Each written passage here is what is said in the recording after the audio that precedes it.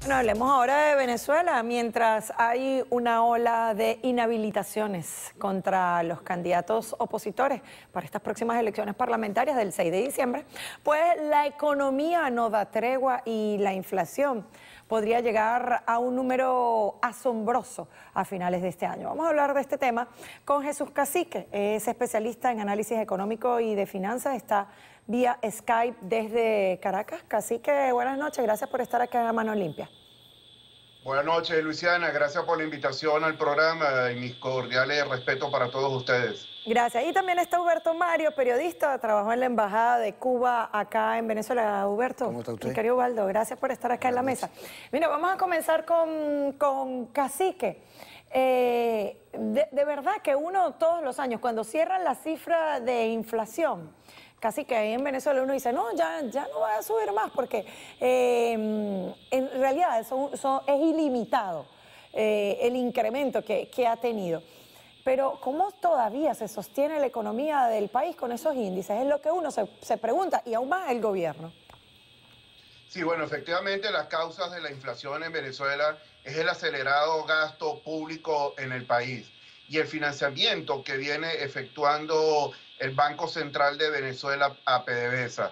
Es un financiamiento exorbitante y astronómico y el incremento de la liquidez monetaria que aproximadamente ha aumentado el 80%, el cual son recursos que demandan a dólares en el mercado paralelo, y esa es una de las consecuencias que estamos observando, un mercado paralelo de una forma muy volátil y muy errática. También tenemos que destacar que el señor Giordani, cuando fue ministro, destruyó, aniquiló el aparato productivo en Venezuela, el sector manufactura, que representa el 15% del tamaño de la economía, del Producto Interno Bruto.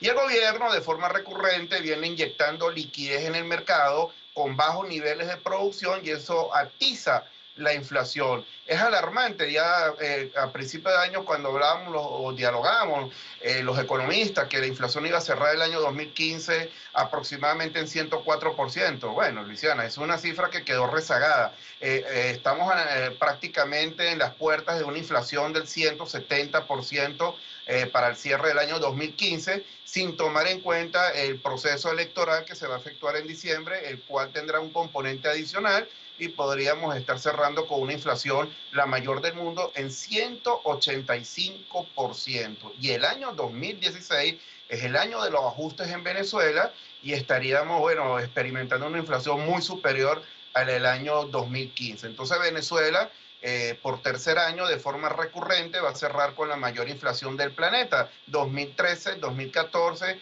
y 2015 combinado con estancamiento económico. El Fondo Monetario estimó una desaceleración o una contracción económica del 7% para el año 2015. Yo creo que van a tener que rectificar la cifra porque vamos a estar bordeando entre el 9,5 y el 10% de contracción económica, la perfecta combinación de estanflación económica en Venezuela, que es contracción del Producto Interno Bruto combinado con alta inflación. Bueno, Jesús, y con esa cifra, el venezolano ya sabemos que está quebrado, ya sabemos que hace milagros para vivir, pero ¿cómo el gobierno se sigue sosteniendo? El gobierno no está quebrado.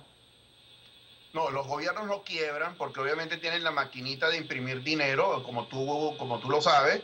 En Maracay está la Casa de la Moneda y el gobierno viene imprimiendo dinero a troche y moche y eso viene atizando la inflación. Y otro componente, ¿verdad?, es que la pérdida del poder adquisitivo del venezolano está alrededor del 23%, pero el gobierno, aplicando una serie de estratagemas sociales, ha incrementado los subsidios. Los subsidios tienen una fuerte contrapartida fiscal que al final del ciclo lo pagamos todos nosotros, los venezolanos, con impuestos.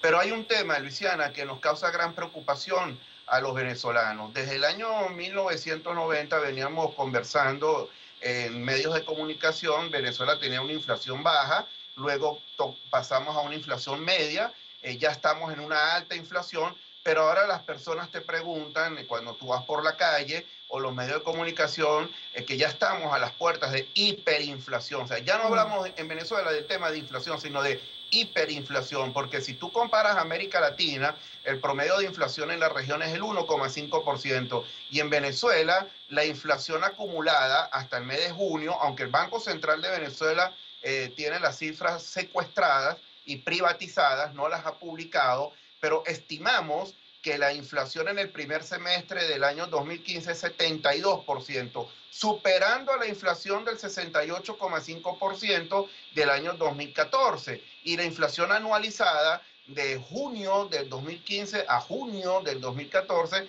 está alrededor de 125%. O sea que todo apunta que la inflación este año debe estar en 165, 168%, sin tomar en consideración o sin tomar en cuenta el proceso electoral. Y el venezolano no tiene alguna forma u otra de protegerse de estos altos niveles de inflación, sino que cada vez es más pobre, tiene una pérdida del poder adquisitivo muy fuerte, y aquellos que tienen un patrimonio holgado, bueno, invierten en portafolios de moneda dura o de forma inmediata compran productos o compran bienes que se van indexando por la inflación, que es línea blanca o línea marrón. Pero ya lo que corresponde a la depreciación del bolívar, que es cada vez más acelerada, estamos hablando de una depreciación del bolívar de 34.000%, ¿no? Bueno, justamente esto significa que el gobierno va a tener que devaluar a principios del año 2016 de forma pero obligatoria, porque ya el 6.30 es un tipo de cambio totalmente inviable e insostenible que ha fomentado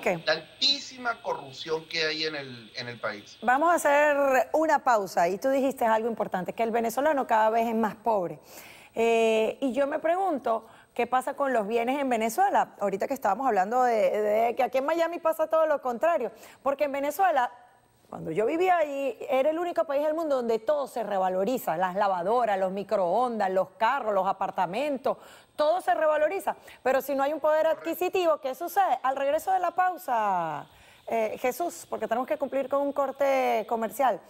Y aquí, mi querido Huberto Mario, también ya vamos a hablar de la parte política, porque como dice Cacique, con un proceso electoral, eso tiene un costo monetario para el país. Para que ganen los chavistas otra vez. Imagínate, ya volvemos.